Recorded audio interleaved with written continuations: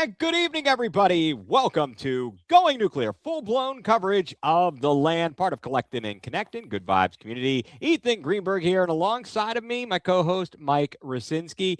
Mike, how are we doing this evening? Are you enjoying the warm up in the weather up here in the Commonwealth? Oh yeah, it hit 80 degrees today, and it might get 90 tomorrow, at least up here by DC. It's wonderful. It reminds me that spring and summer are here. The guards are playing. We got NBA basketball playoffs. It's going good. It's Yeah, going good. And the draft yeah. next Can't forget week. the draft. I mean, or though maybe we can or should. I don't know. Last year It's turned out to be pretty solid. it's our Super Bowl every year. This is the Brown Super Bowl. It's literally it's quite honestly the high point, the high watermark for the season is the draft because you have maybe you feel like there's that tiny bit of hope, Yeah, and you're then reality sets in pretty quickly thereafter. But it is what it is. It's no, all you're absolutely right. It's the only time all year we have hope as Browns fans. So I'll take it. yeah. I But know, I know. It has been it's been rough. Let's get them out of the way first. okay. Let's just get the So Browns out of the way and be done because there's not really because the thing is there's not much to yeah, say. There yeah, really you're right. isn't. The biggest thing is national media is living it up and loving life because all they want to talk about is the Browns should trade Myles Garrett. The Browns should trade Myles Garrett.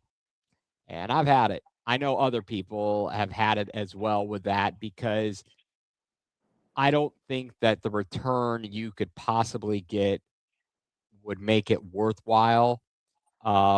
He has the no trade clause. He's Mm-hmm. not going to go to a crap team. He wants to go to a contender. Well, if you're going to a contender, where are their picks going to be after this year? I mean, I know that they talked about the possibility of a team like Dallas because Dallas has a couple of first rounders this year.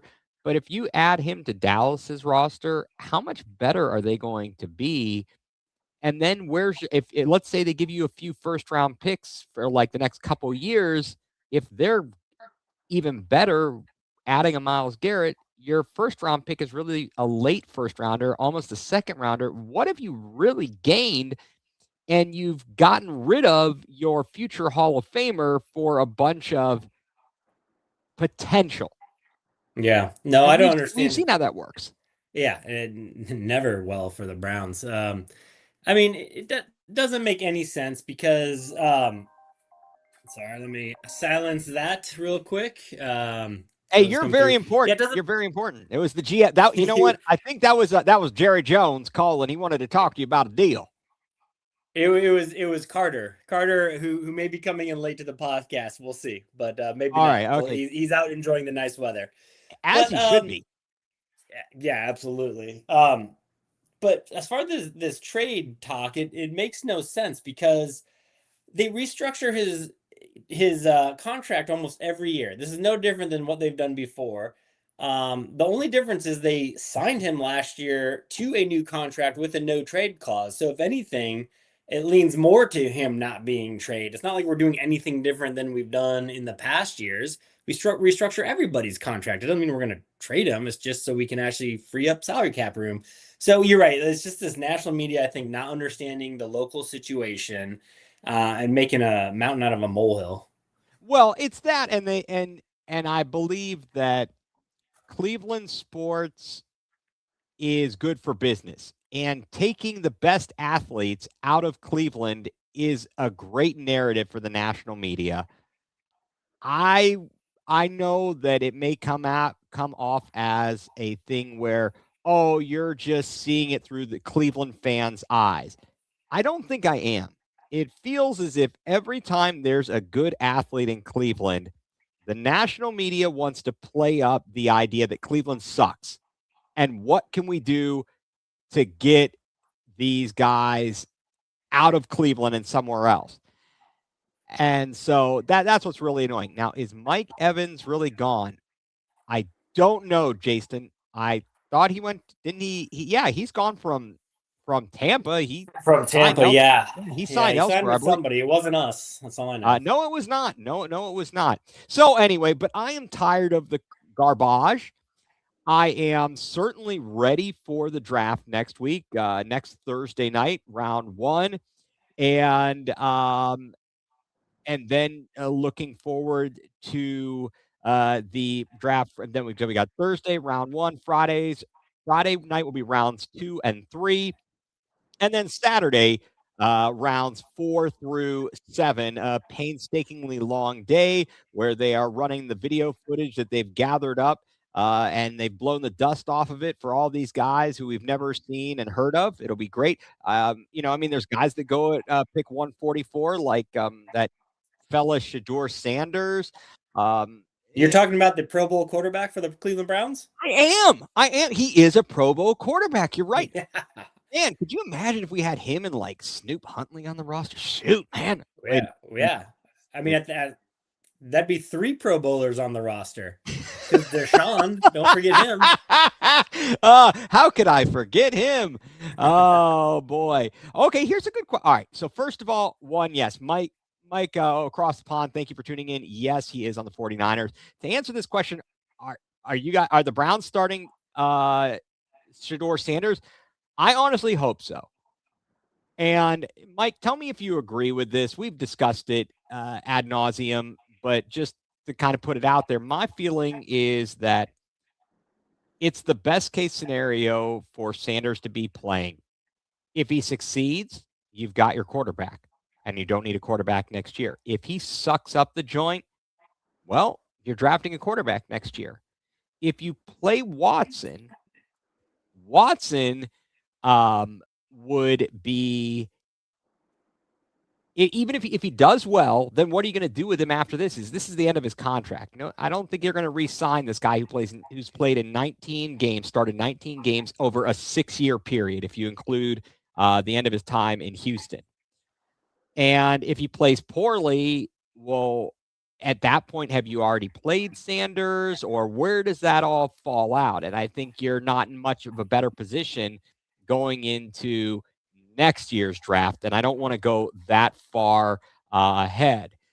So can you please give me a top? I don't know.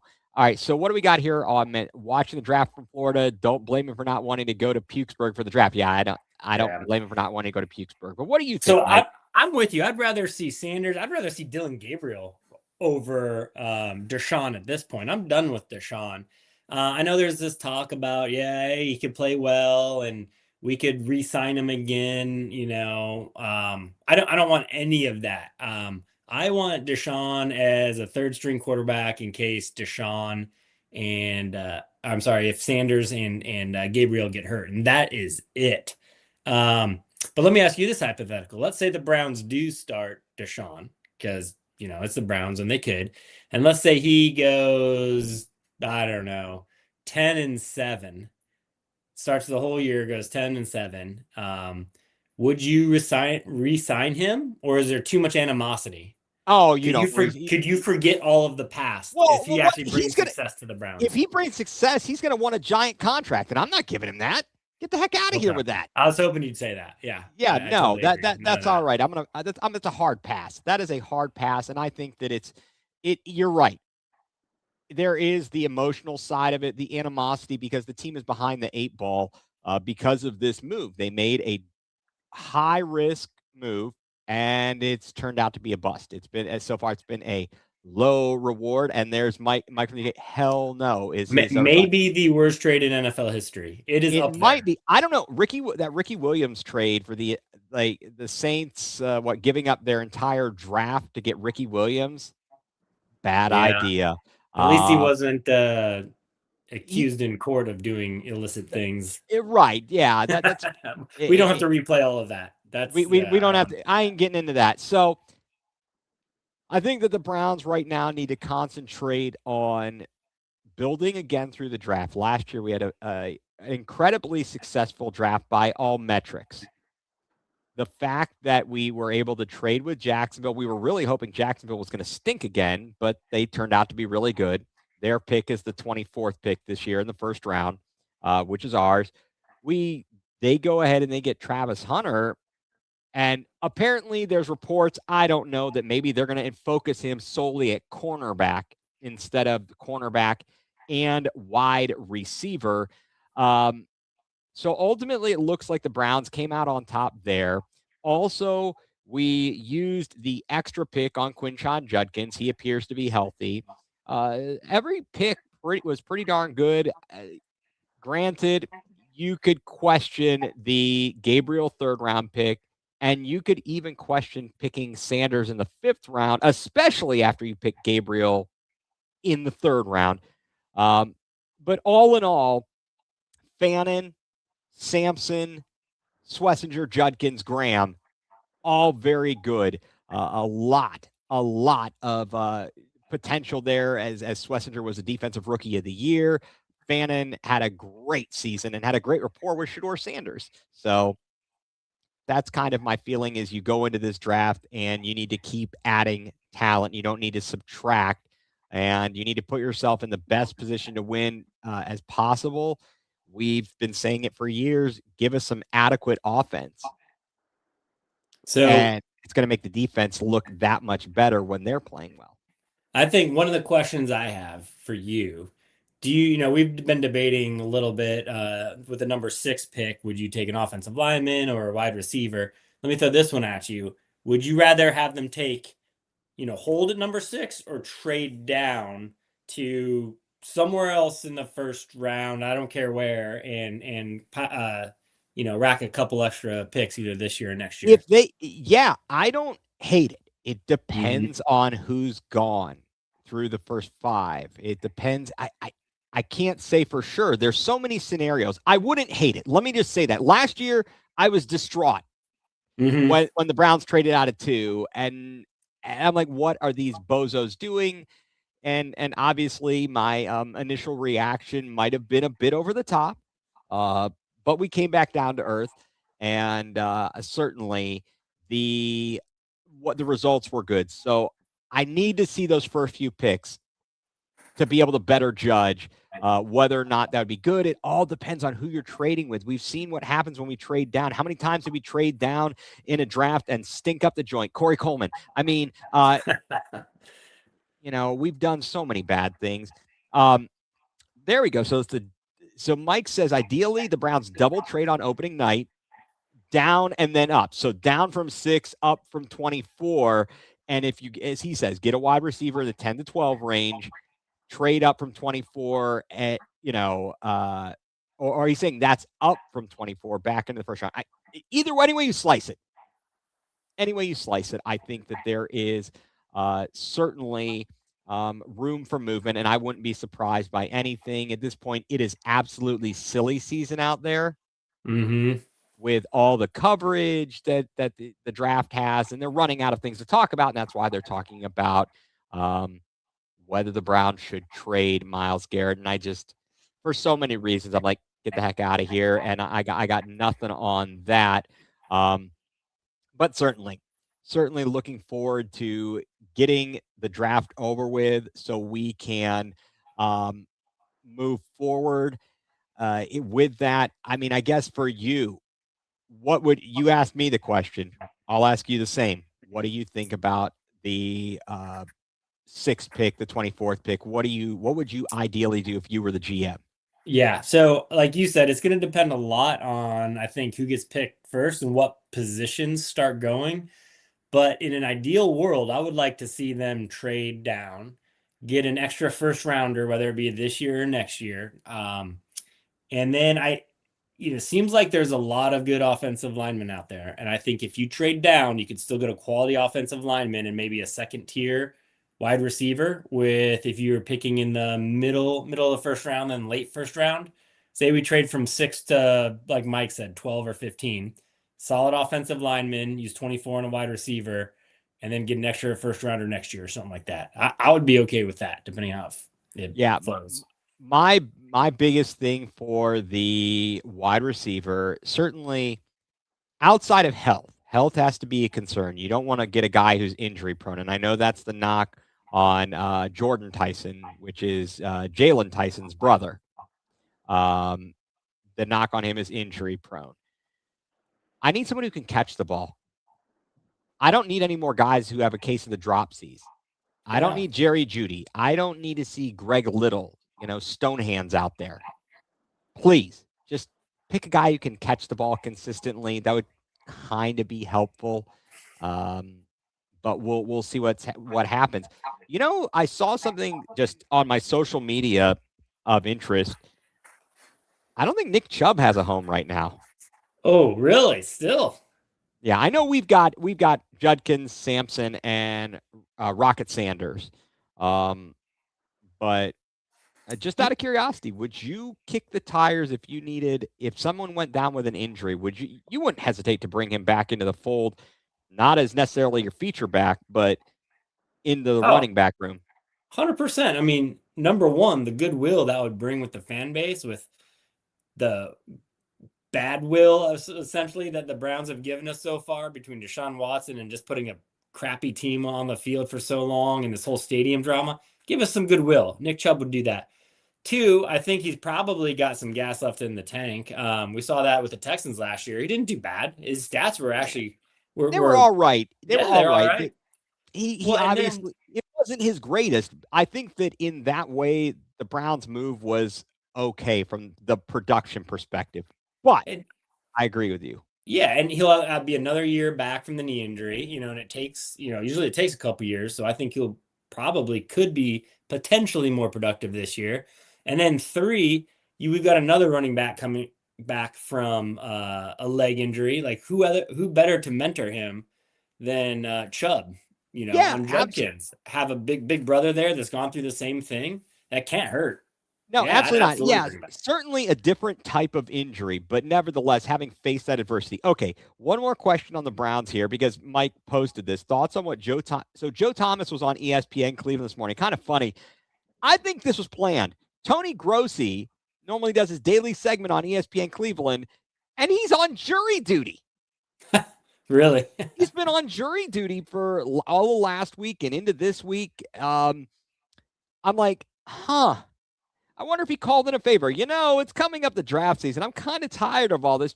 Can my jury duty come now? I'm wondering about that. Perfect. But I wasn't listening really closely, but Joe Thomas said about offensive tackles, Wills and the draft, offensive tackle. I don't know what he said about Jed Wills. I know he said about offensive tackles swapping sides from college to the NFL shouldn't be a problem. I guess that's what you have. I would take his word for it. Yeah. If Joe Thomas thinks you can do that, then I've got to take. He knows best. Maybe we should hire him on as a coach if he can help him. No, I think that if he wasn't so heavily invested in his family, and maybe at some point he'll be up to it. But the guy, he's busy, and He could be like Kluber for the guards, do the like advisor role or something. Exactly. And then everyone will yell when we let him leave the building, a la Mike Vrabel. Oh, Mike Vrabel, I haven't seen him in the news at all these days. I don't know. Yeah. I don't know what happened. I mean, some report. Hey now. Oh boy. Right. Oh, not gonna touch that one there, Pelly. No problem. Well, let's okay.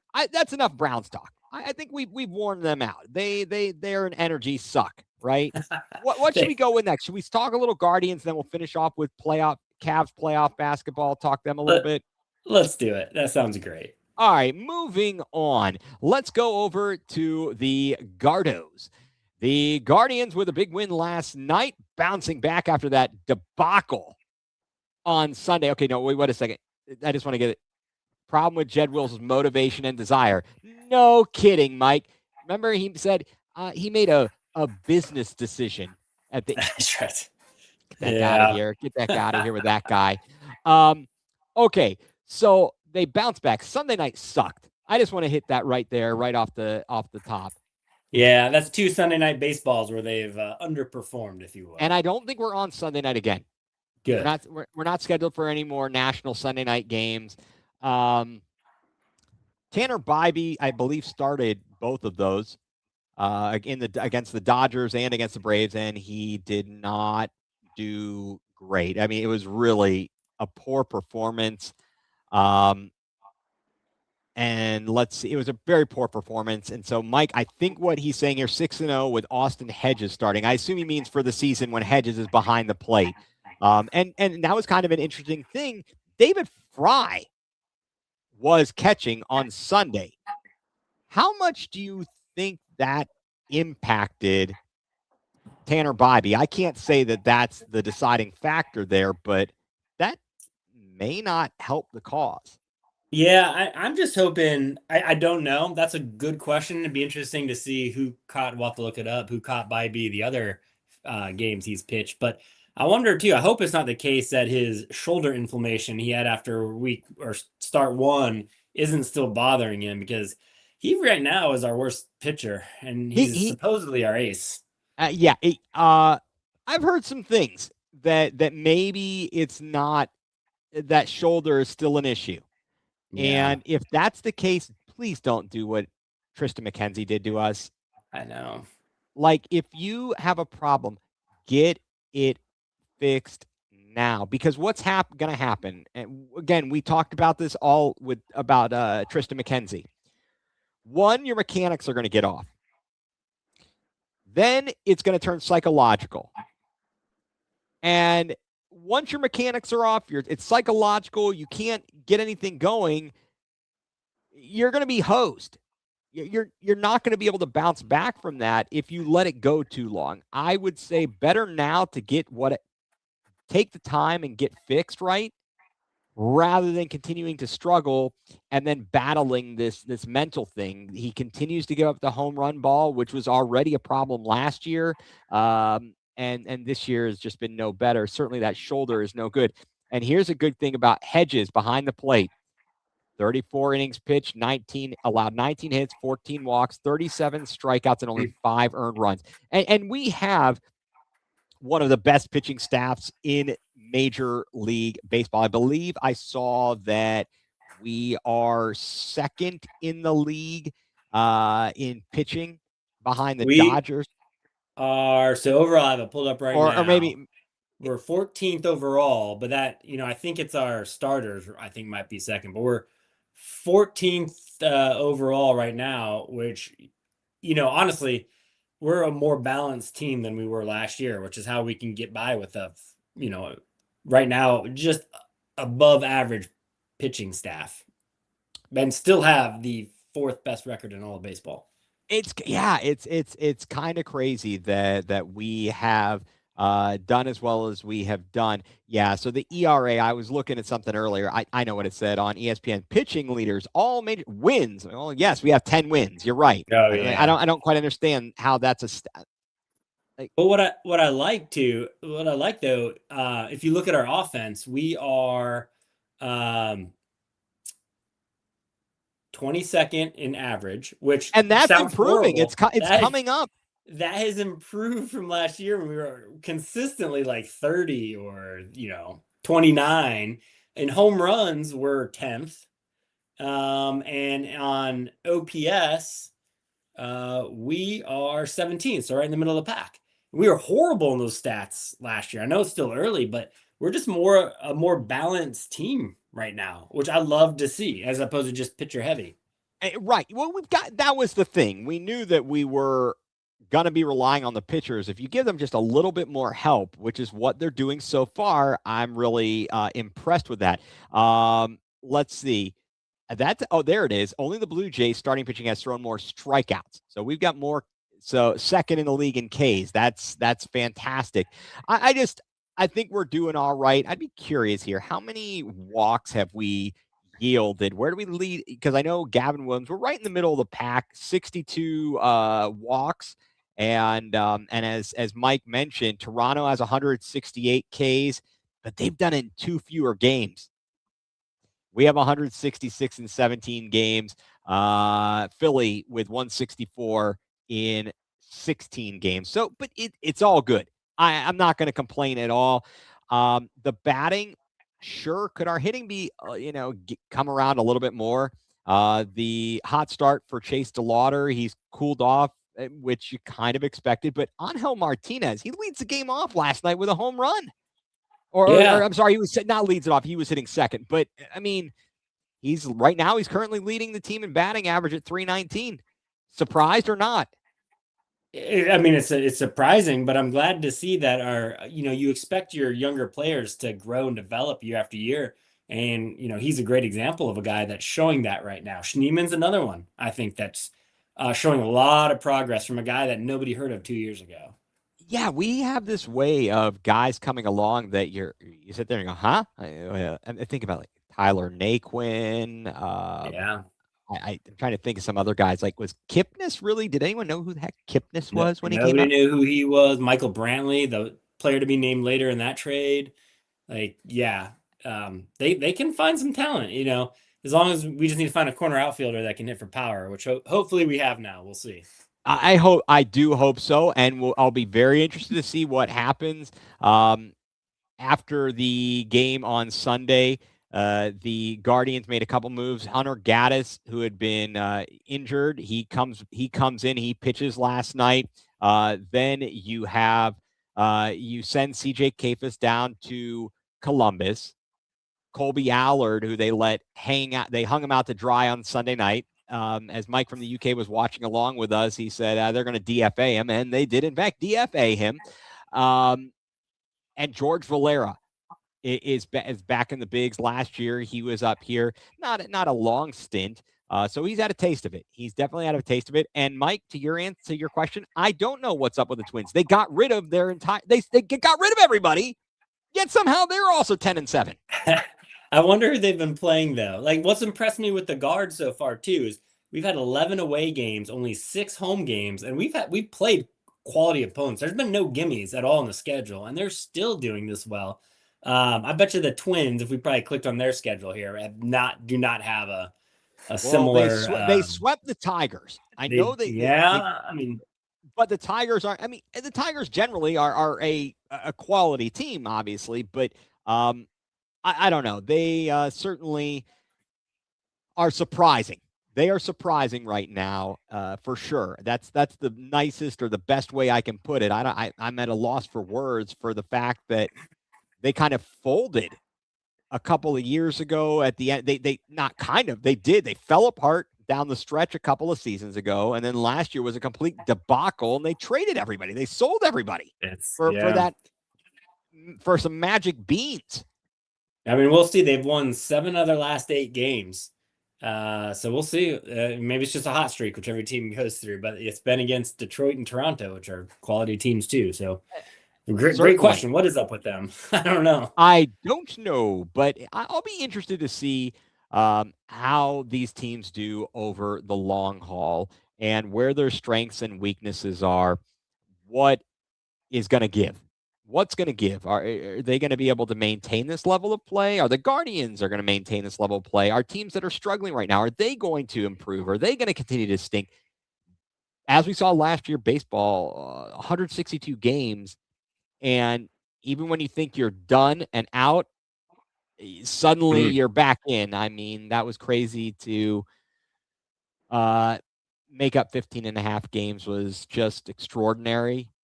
Unfortunately, as we've lamented, the way that it ended in that wild card series against Detroit, where we got blanked 1-0 by Tarek Skubal, that just kind of sucks. So, you know what? That does suck, but nobody's going to remember that Detroit beat Cleveland in, round 1 of the playoffs, because Detroit went nowhere. Everybody's going to remember that the Guards came back from 15 and a half games last year. It's in the history books. I love. I'd much rather have that. Yeah, it is in the history books there. We've only lost 1 series on the season, which was in Atlanta. They lose 2 out of 3 in Atlanta, but Parker Messick dealing on Saturday when the Guardians shut out Atlanta, winning 6-0. Jose Ramirez had a home run on Saturday. He is now homered against every other team in Major League Baseball, just continuing to cement his legacy, not only in Cleveland, but in Major League Baseball. Amongst many of the greats, probably doesn't get as much recognition nationwide as he does in Cleveland. Yeah, no, absolutely. And I, it's just refreshing to see an athlete be okay with that and just be happy with where he is and his lot, and knowing he's making enough money, maybe not as much as he could, but once you're making 100 and whatever, $200 million, doesn't matter if you make $205 million. I don't know, but just refreshing to see an athlete that thinks that It, way. it is. It absolutely is, and I think that he will be. He'll probably have a street named after him in Cleveland, somewhere in downtown Cleveland. I And a could picture it. statue, sure, yeah. Oh, 100%. There will be a Jose statue, and I definitely appreciate his what he's done for Cleveland on the field. It means a lot, I think, for the organization, and I hope they do him right and they surround him with some additional talent. I know that they I guess we'll see. We're gonna find out. The season's a Oh, long way got a yeah. long way to go, and, if we're in it come toward the middle of the season and they need to make a move, hopefully they won't hesitate and they will say, "You know what? We are close enough. Let's go. Let's do it." And we should have enough prospects to deal if we need to as well. That's the only other thing about bringing up these young guys now, like Valera. Let's see how they do, and if let's put some stats on paper so they can be valuable in that regard too. Certainly. I mean, I'll tell you what, it was, kind of fun, Mike. I got to go down to or over. I went to, Lynchburg to catch our the single A affiliate. Now they're the Hill City Howlers. There was the Lynchburg Hillcats prior to this season, and yeah, and also yeah, don't want to forget to mention Juan Brito. He started Yeah. out really well. He's kind of scuffled at the plate a little bit the past few games, but I like what he brings to the table. And Gabby Arias might have what row could be a Yeah. problem there, and we're Maybe that's still somebody we can trade. Magic Beans will get in return for that one. Magic Beans. But yeah, I got to go out to see the Hill City Howlers, and a lot of fun. We got a pitcher down there in Bodendorf. Bodendorf, Harrison okay. Bodendorf. He was dealing for it. I don't know why they pulled him after 4 2/3 innings, but he was kicking butt against the Fredericksburg Nationals. He had 9 Ks in 4 2/3 innings, shutout ball. Um, it was good. It was really good. It was great to see some guys down there. I didn't even necessarily realize because didn't pay that close of attention. Quan came through there. I saw a Oh, bunch of really? names guys that did play a little time in Lynchburg. So certainly there is a lot of room for prospects that we might see down the line coming out of Lynchburg through the system because that's what the Guardians do. They do a good That job bringing their people along. That being said, I think the Guardians will be on tonight. Who do we have? Joey Cantillo on the mound, okay. and I guess I feel like he's doing well. Honestly, the worst pitcher on our rotation right now is Bibee, and Yeah.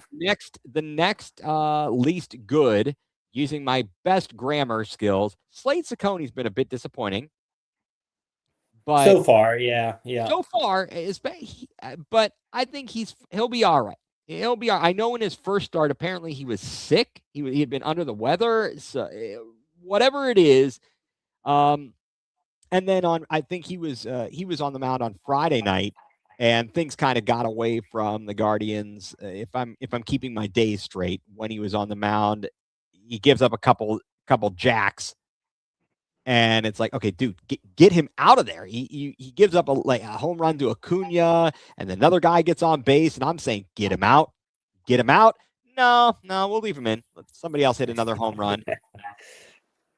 But I would say that if I'm looking at the order of how the rotation has performed, I'm looking at it as Williams 1, Messick a very close 2. If not, you could flip flop them. Sure, yeah. I think that probably Cantillo's been about the next best, then Saccone and then Bibee. I just hopefully it all gets figured out. I'm sure it will, and Yeah. we'll see No, what it's the happens. Guardians. That's what they're good at, it's pitching. So They sure are. They sure are. All right, so let's move on. You mentioned all the things that are going on in Cleveland sports. It's time to let them know. And hopefully they'll let us know that they are for real and serious this year. The Cavs are headed to the playoffs, the number 4 seed. They finished amazing 52-30. Did you ever think that you would see our Cavs team win 52 games and were disappointed by it? I know, without LeBron too. Yeah, I mean, well, I was going to say, like, back in the day, in the heyday of the late 80s, early 90s with Doherty, Price, Nance, we won 57 games a couple of times. And that was amazing. And last year we won 64, or did we finish 66? I can't recall if it was 60. I think it was 64 last year. I think you're right. Yeah. And this year we come in and we're going, okay, we're going to be all right. We're going to be good. Garland goes in, has surgery. You think he's going to be, his toe's going to be all fixed up. We knew he was going to miss a little time to start the season. Then Max Strus gets injured before the season, and we never got healthy. Well, let's not forget that everybody's excited about getting Ball. We got rid of Okoro and got Ball, and that was supposed to fix a lot of things. And Hunter's back, and a whole year with the team now, and he's going to be even better. Like, there's a lot of hope going into this season. Oh, absolutely. We were looking at it going, okay, we should be good to go. We said, all right, we lose Ty Jerome, but Sam Merrill, he's taking a step up. And we felt defensively, Lonzo Ball would be just as good, if not better, than Okoro. And we really weren't. We thought he'd be good at distributing the ball. I don't know there was ever much hope for him offensively, but he was even worse than expected. Yes. Yeah. I don't think anybody thought he was going to be that bad. I totally agree. I would have much rather had kept Okoro if I'd have known that. I know that Okoro was a little bit of an offensive liability, and teams would just sag off and let him stand in the corner to shoot a three. That's a problem. You can't have that. However, and it was a problem in the playoffs mostly. He was fine in the regular season, it seemed, but for some reason, he just couldn't do it in the playoffs. Well, last year he was good until he got injured. He was actually shooting 40% from three. He gets injured, and then he stinks. And then he never figured it out. We've seen some players emerge this season amongst all this mess. The downside is we haven't been healthy all season long. We had 41 starting lineups in 82 games. We never had our full complement of players on the court together. We make a couple of big moves at the trade deadline. We move on from Darius Garland. We get James Harden. We move on from DeAndre Hunter. We got Keon Ellis and Dennis Schroeder. Jalen Tyson stepped up in year 2.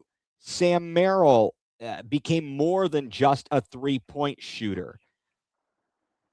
But Naquin Tomlin. I was going to say Naquin Tomlin. He's a two-way player, and at the beginning of the season, with all these injuries, he takes full advantage of his opportunities. We added Thomas Bryant. Not too shabby. He brings a lot of energy and a veteran leadership and playoff experience. I like that. But Dean Wade consistently inconsistent because he's injured.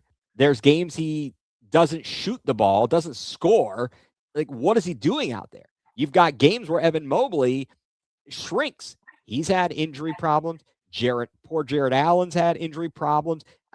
I feel like you couldn't count on any of these guys on a nightly basis. Finally, Strus gets back in the lineup, and they're having to load manage him as he's come back.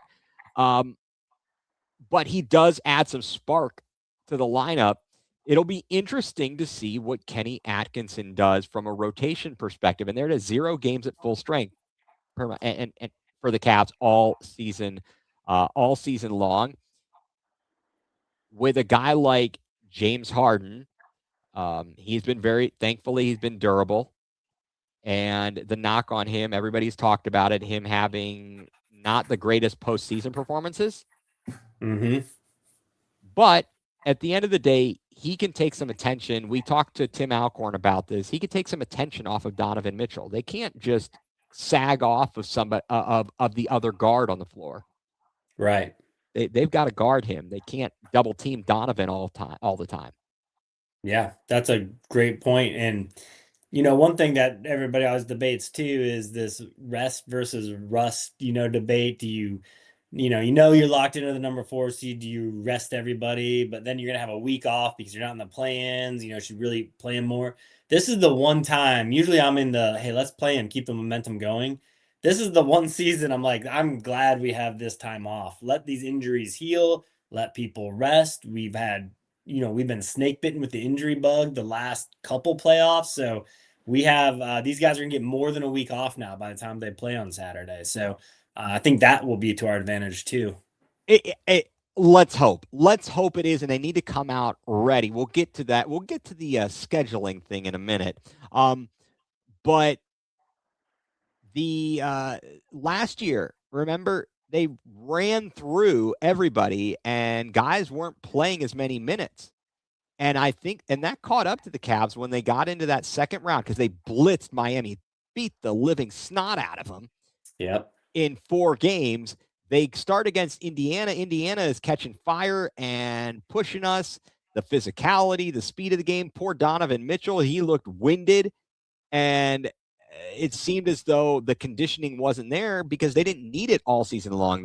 He played, I think, like a career low minutes per game last season. I might be exaggerating a little bit, but that seems to stick out to me, whether it was or not. They did a good job. They were like, we're killing teams. We can rest guys. So this year we didn't have that luxury because we were dealing with injuries. That might be a positive that they didn't get to sit around and be in games where we were blowing teams away. We had to keep fighting in most of our games, and that's both a good thing and a bad thing because that means we had a lot of games where we were screwing around and we'd get up by double digits and then wouldn't just finish the other team, which is very, very frustrating. Yeah. I hope that doesn't bite us. You're absolutely right. But I think to your point though, just the fact that we discovered some players that I don't think we knew we had is going to be immensely valuable in the playoffs. Whether Kenny can increase the rotation from just 8 players to maybe we use 9, or if somebody does go down with injury, it's not going to be as drastic as a loss as it was last year or the year before. Right. Yeah, definitely. And also last year in the playoffs, Ty Jerome just, Oh, what happened? Yeah. I don't know. He got found out. It's like, is this guy a fraud? What happened? Yeah. He had this amazing season.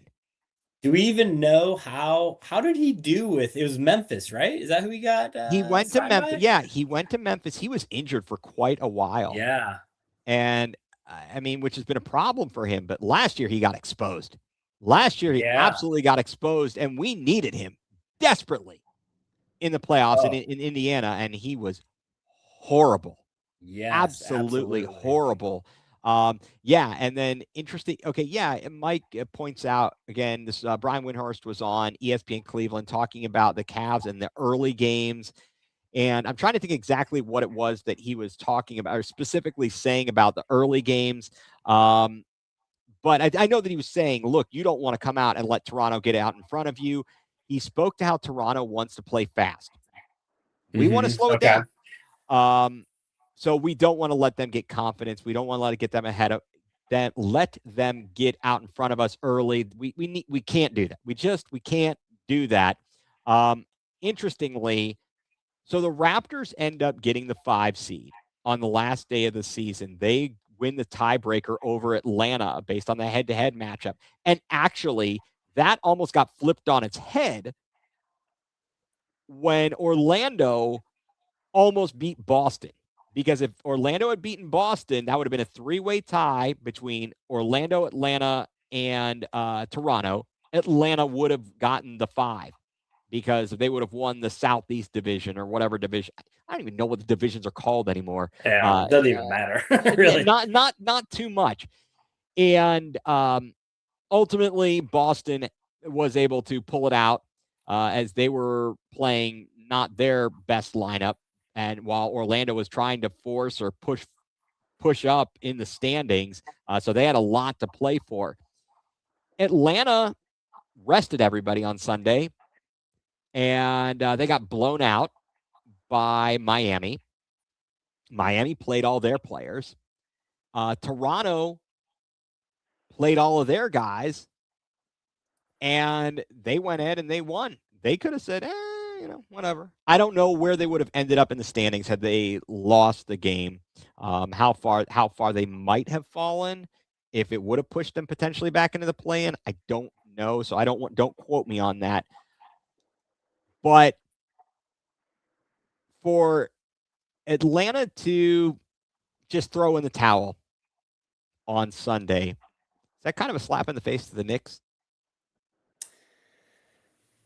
That's a good question. I guess they were going with the rest versus rust. They had that debate too. What side won in that one? Do you think, does it show respect to Cleveland a little bit that they Yeah. didn't want to face Cleveland more than slapping the face of the Knicks? I wonder. Because they saw us. It was almost like a playoff game the first time we played them in these back-to-backs earlier in the week, and that was a good game. And Atlanta couldn't hold, so maybe they must have felt they had a better chance with New York. Which would, how crazy would that be if they could actually stun the Knicks too? Yeah, I'd have to look and see what the season series was between the Knicks and the Knicks and the Hawks. Maybe that's a good matchup. They did not have any rim protection against the Cavs. The Hawks do not have any rim protection, and I don't know that. Certainly, the Knicks have some decent size in Karl Anthony Towns, and oh my God, Mitchell Robinson. Right. Certainly, he's got his size, but we'll see. I don't know that Atlanta's going to pull any kind of major upset there, but you never know. I question Mike Brown. Yeah, And Quinn Snyder's a pretty good coach. I know he hasn't won an NBA title or anything, despite having. I mean, he was the coach for Donovan and Rudy Gobert in Utah, and they didn't exactly knock the make it out of world the second over. round. Right, that too. But I've seen Mike Brown's coaching in the playoffs, and I've seen him not make adjustments. And if I'm a New York fan, I'm concerned. Yeah, and ultimately, it probably won't matter for us for Cavs fans because I'm sure we wouldn't face them until the conference finals anyways if we make it that far, and it's probably gonna be Boston anyway. So right, it really doesn't matter for us. So I won't count my chickens before they hatch. I certainly think that if the Cavs can manage to make it out of round one, presumably you're going to face Detroit. And I think we can match up well with them, but they're going to be really tough. We'll see how Cade Cunningham does if we get to that point. Cunningham. I was going to ask, what is his status? Do you know? I mean, I believe I saw him practicing, and I believe that he will be back. That what did he have a collapsed lung. Collapsed lung. There it is. Thank you, Banana Mac. There it is. Okay, Mike's got it. Knicks won 2 of 3 against the Hawks. Okay, so the Knicks have the favor there. As a okay. As a Raptors fan, go Raps. So, hey, that's okay. Look, I don't mind. I mean, Drake will be there to ruin it for you. He'll be well. I mean, that is one thing we got to talk about though, is that we're 0-3 against the Raptors. Right. This exactly. Year. So let's talk about that because that's something that I looked at and go, crap. We did not play well against them. However, I did a deeper dive, Mike. Okay. All 3 of these games came the first game October 31st in the NBA Cup. We lose that 112 to 101. And that was what, game 6 of the season? So yes, real early. Game 6 of the season. Did not play in that game.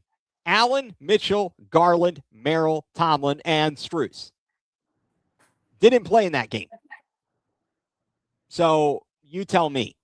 Mm-hmm. That's a pretty. And now at the time, Tomlin wasn't. It's only the 6th game of the season, but Merrill, Garland, Mitchell, and Allen, you're not playing. You were relying on Evan Mobley. He had 29 and 8, and you had Hunter with 26 and 6. Tyson had 18 points, But Jamison Battle, and this is where we're going to have to watch. Former Ohio State Buckeye, Jamison Battle went 6 of 6 from 3 and finished with 20 points. That's ridiculous. So then, okay, look, we're getting this. Mike's on this too. So Mike from the UK is all over this as well. The second game, and also this was on. Let's see. So that was on Halloween, but we didn't have half of our players playing, or vast majority. The next matchup, November 13th in Cleveland.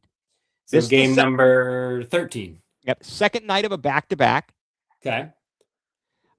We had been in Miami the night before. We won a game we arguably shouldn't have won after we screwed up the game before in Miami because we played that weird baseball series and blew a game.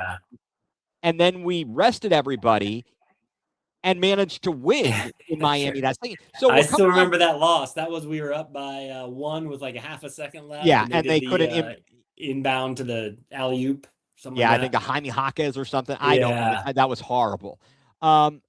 In that game, second night of a back-to-back, still no Garland, no Tyson. So we had a vast majority of the lineup, but Scotty Barnes goes off for almost a triple-double, 28, 10, and 8. Jakob Pertl with 20.7 boards. Emmanuel Quickly, who is a little bit dinged up, 25 points. Now, Spida went with 31, 6, and 6. Mobley, though, 7 points, 2 of 7 shooting. Where was he? Jared Allen, 6 points on 3 of 6 shooting in 21 minutes. Yeah. Was that more, is that their defense, or is that just us having an off night? Well, coming on, I don't know. I mean, it's a second night of a back-to-back in which we rested pretty much everybody else in Miami, and then these guys stink up the joint. Like that's a microcosm of the season and what we've seen out of some of our guys, especially guys like Allen and Mobley, who've been just consistently inconsistent. Then the last matchup up in Toronto, November 24th, again, the second night of a back-to-back. The prior day was a win at home over the Clippers. Garland, Allen, Wade, and Hunter did not play. What am I missing here? Wait a second. We've got a bit of a Sports Center update here. Jose. Okay. Jose with a home run. Bro. Thank you for the Sports Center update there from Mike from across the pond. So on November 24th, again, a second night of a back-to-back. We won the day before at home against the Clippers. Mitchell had an awful game. 17 points, 6 of 20 shooting, 3 of 12 from beyond the three-point arc. Now, what was even worse is Lonzo Ball had 8 points, and he seemed to think he was going to be a shooter extraordinaire. 3 of 15 from the field, 2 of 12 from beyond the three-point arc. I can accept Mitchell shooting poorly from beyond the three-point arc. Ball, no. You could probably go 2 for 12, I bet. I might. Although I'd probably get all my shots blocked. I am a little bit. You should have seen it. I'm standing next to that guy, the catcher for Hill City. His name is Howard, and he's taller than I am. But Bodendorf, he had to be. He was well over 6 feet. I haven't looked up his stats, but I'm like, hey, how's it going, buddy? How's the weather? Hey, I bet you'd hit the rim at least 2 times if you took 12 shots. Oh, I think I could pull that off. I do think I could pull that off. So with all of these things kind of in mind, what are your takeaways from the season matchup with Toronto? Yeah, no, thanks for the rundown. That's actually really helpful to put things in perspective, because I think a lot of people see this, we're 0-3 against Toronto. Oh crap. But when you look deeper, like you just did, it doesn't look so bleak all the things that, was going against them. And the fact that we played them 3 times with a third game was game 19 in less than a month. Yeah, in less than a month period, we played them all 3 times that we played them all season long. So yeah, a lot has happened since then, and they're the number 5 seed, so they have done well this season too. So you definitely cannot discount them. I do not think it's going to be a 4-game sweep like we had with Miami last year. But I I feel confident that we can take this one. Maybe take it in 6. I could see. What do you think? All right. So my takeaway on the positive side is that this is a completely different team than when we played them. We discussed earlier the roster. We've got no Hunter, no Garland, no Lonzo Ball. We bring in Schroeder, uh, Ellis, and Harden. Vastly different roster. Just a vastly different roster. I feel much better about it from that perspective. Um, the fact that, again, as we just talked about that breakdown, that we played them 2 of the times on the second night of back-to-backs. Certainly in the one, we had rested most of our players the night before, but nevertheless, I feel like we've got a good opportunity. But certainly they've shown our weakness, and most teams have all year. One, they want to push the ball. We have been bad in transition defense. How many times are we so lackadaisical? The other team knows just to run on us. They score. Yeah. It's crazy. The other thing is that we've been awful at defending the 3-point line. Yes, that is a huge worry. You're absolutely right. I don't know what you do there to correct that. I hope that with the time off, they can strategize. There's no question who we are playing. Oh, there it is. Yeah, and Mike said Lonzo did start 2 of the 3 games. Yeah, that's part of the problem. It was. I mean, in the early season, he was having to pick up time because we didn't have Struce we didn't or have DG or Struce. yeah, So, and that's another part of it. We actually Struce comes back from being injured and yeah. wasn't available in those early games. Um, we have our flaws, but I think this is going to be on a lot of I hope Kenny learned some things from last year. We certainly saw some of our deficiencies against Indiana when we couldn't rebound the ball. We've Yep. got to be better on the glass, and we've got to defend the 3-point line. I will give you a 2-pointer. I will make you drive into the basket and go up against Jarrett or Evan. Don't give them the 3. Especially since we know it's been a weakness all year. It's historically bad. I mean, we tried to lose to Memphis, gave up 29 threes. Are you kidding me? Yeah. That's just absurd. So I feel like there's a positive there. As I said, the negative is we can't guard the 3-point line for squat, and of course the continuity. You wonder how, since they haven't been able to play together, how's that going to be? Yeah, I mean, it hasn't affected them too much so far.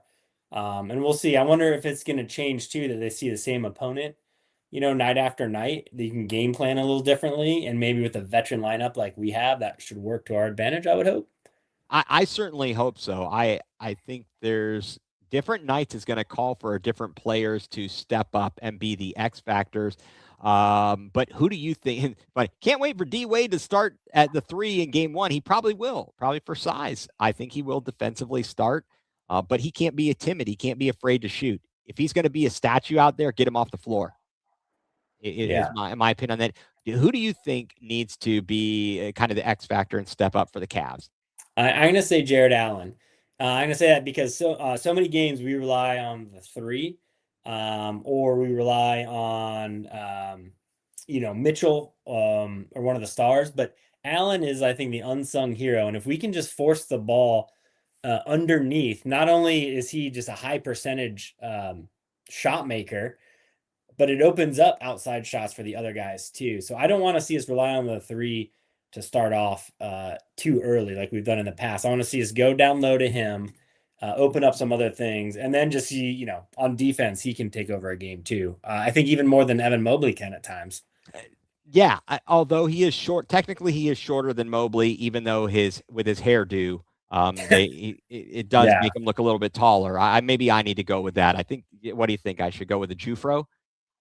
do it. I would love to see that. Yeah. It would be very interesting, to say the least. Yeah, I absolutely agree with you. Jared Allen has been amazing. He has stepped up so often, and we've seen that each player between Mobley and Allen seem to play better when one is not on the floor. Kind of interestingly enough, but they they need to keep Allen in the game. Get him into it right away. Don't let him be timid. He's such a quiet. That's not his Right. personality, and so I think you've got to get him into it right away. Um, I wanted to touch on something just off the floor real quick, because we've been so blessed to have Tim Alcorn on the podcast with us a few times and get to know him and meet him personally. Jim Chones going to be stepping away from the radio booth. He's going to have another role with the team, but he has been the color commentator with Tim Alcorn, and the laughs that those guys have on the broadcast. His laugh. It's infectious. It is. It really is. It's good to hear him, because he adds, some color commentators on the radio don't understand the role of a color commentator. I think he manages to balance things really well. He and Tim just mesh. They mesh very well on the broadcast. So they honored him in the season finale in Cleveland on Sunday, as the Cavs were playing at home at Rocket Arena. Also, the future of the TV crew is up in the air, because FanDuel, as far as I read, FanDuel Sports Network will no longer be broadcasting Cavs next season. I don't know. There was a suggestion maybe Dan Gilbert's Rock Entertainment Sports Network will take over the reins there, and they didn't mention who the personalities would be. I imagine they'd probably bring back a vast majority of the folks, but uh, Mr. Cavalier, I hope that he gets to come back in some form and fashion. I did like him on the broadcast as much as, big Brad Daugherty fan. You got to get that weak stuff out of here. Yes, right. So, yeah, well, if they have open tryouts, you need to. I will plan on it. I've already started. Don't worry. The wheels started turning as soon as I saw that announcement. I'm like, I wonder. Yeah, and as Mike said, surely they move across like the Guardians have to the Guardians TV when they transitioned off of FanDuel Sports Network. So I think we have hit a lot of stuff here, my friend. We have. And I think with that, I'd like you to tell everybody what has you going nuclear tonight. Okay, I'm going with a different take today. Instead of going nuclear, I am going to do what has me being grateful.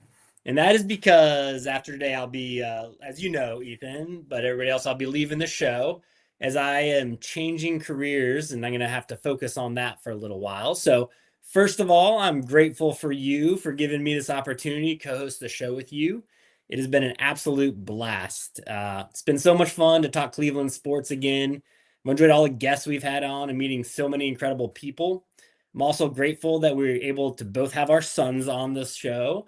And if some of you remember last year, I had my father-in-law on. I've had some other friends and neighbors on. So it's been so much fun. And I'm so grateful to introduce all those people to Cleveland sports as well. But most of all, Ethan, I'm just grateful for you. It's been an absolute blast to reconnect with you these past 2 years, and I'm glad that I get to consider you a friend. I know we'll continue to stay in touch, and I look forward to watching your future podcasts and seeing your broadcasting career grow even bigger, which I know it will. Well, that's I'm not gonna get choked up. I'll save that for later. Because I appreciate everything you said, and it goes back 100%. And as Mike's from the UK points out, best of luck in your next career. Thank you. Thanks, Mike. Appreciate it. And I think that we're going to be in good hands. We've got some things lined up. Not gonna let the show fall, even though these are tough shoes to fill. Tough shoes to fill. But I do appreciate you being here and providing all this time when you're super dad. I've said it before. I'll say it again. You are 100% super dad, super husband. And I do appreciate everything you've done and all the time. And you always have a home here. whenever you get settled into your next phase of your career, if there's time, you're always welcome here. And we do have to look forward to Cavs games. We're going to be looking for all those sorts of things. All the things. Yep. Absolutely. Absolutely, Thank you. absolutely. Well, to be on, just because I have to be myself, let me tell you, just to bring you a little joy here, one last episode for you.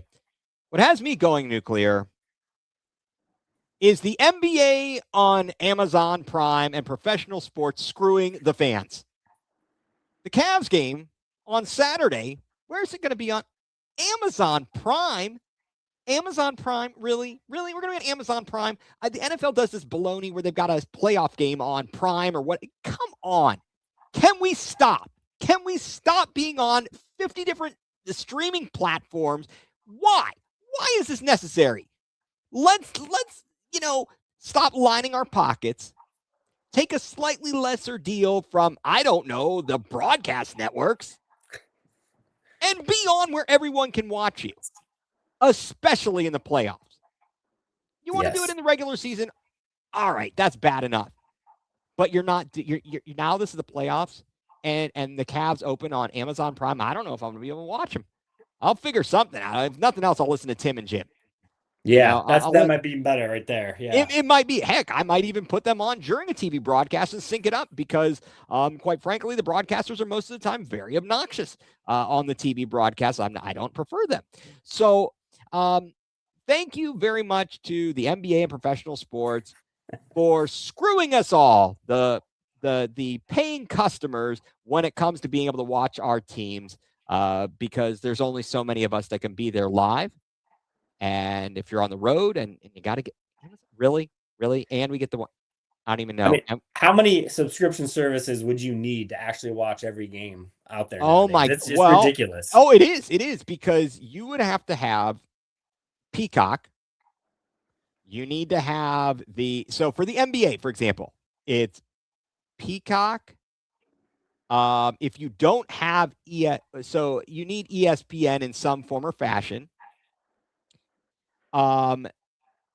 You need to have like, I guess, are there games? No, games aren't on TNT anymore, right? Or do they move because they're not? Well, you saw Prime. Prime had some regular season. Prime games, had regular season games. NBC, Peak. I can't keep track of it. And then you've got the regional networks as well. So you need the NBA League Pass if you're not living in the area. It's out of control. The football's out of control. It's all out of control in the name of making money, and it's all at our expense, the fans. So, NBA, NFL, thank you very much for screwing us, the fans, and that is what. Oh wait, here we go. Wait, NBC Prime, ABC for NBC Prime, and ABC for the playoffs. I mean, and Peacock. Do you need Peacock for the playoffs? Or is that just NBC? Regardless, I don't care. Bottom line, you're screwing us. You're screwing us. In the immortal words of Costanza, and that is what has me going nuclear. But again, first of all, I just want to take a moment, Mike. Again, thank you for all that you've done, and this has been a blast. And again, you're always welcome here whenever things get settled in your next phase of your career. You and Carter, your kids, Carter, Alex, whatever, that Camden. Get him on Sounds good. You're always welcome. So really appreciate that. And I appreciate your family giving you up the time. So I hope that they know that I value that. And I value you as a friend, and reconnecting after 20 years of, being after post Kent State, 20 plus That's right. years. And who would have guessed it? It's pretty amazing. I love it. It really is. And also, would like to this episode here. This will be your last episode, and this is the last episode of Going nuCLEar as part of Collecting and Connecting. So I want to thank Paulie Campione and for him allowing us to be on here as part of Collecting and Connecting. Thanks to all the fine people who have gotten to know via that network, and everybody who has chimed in, commented, watched. We really appreciate everybody who's been a part of that. But the the show will go on. Stay tuned to all your social media as there will be posts for where Going Nuclear is going next and who will be part of Going Nuclear. In the words, in a little Dr. Evil homage there. But yeah, Mike, thank you very much. Really appreciate everything. And so let's call it a show here. Once again, for the last time with Mike Rasinski. For now, for Mike Rasinski, I'm Ethan Greenberg, and you've been tuned in to Going Nuclear, full blown coverage of the land.